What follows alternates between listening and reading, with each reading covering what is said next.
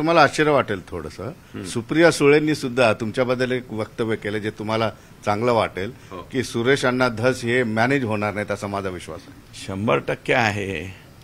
I am unmanageable आहे बरं का. त्याच्यामुळे तर फाटका तोटका आहे ना.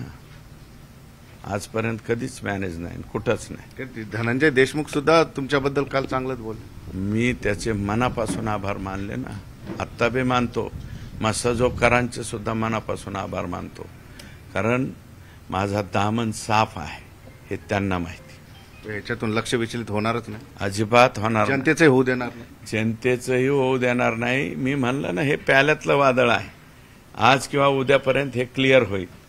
आणि मी ज्यावेळेस आता पुढच्या भूमिका घेतोय तेच आक्रमक राहतील अण्णा. कितीतरी भेटी झाल्या तरी. भेटी नाही, एक भेट आणि दुसरी भेट जी आहे ती माणुसकीच्या नात्याने. तुम्ही माणुसकी सोडली पण आम्ही सोडली नाही हे दाखवण्यासाठी मी तिथं गेलो. तुमचा जो गेम करताय नेता जिल्ह्यातला, त्याला काय इशारा द्याल तुमच्या भाषेत? माझा गेम होणार नाही. मी एवढा सोपा नाही. निश्चितपणे या ठिकाणी बघितलं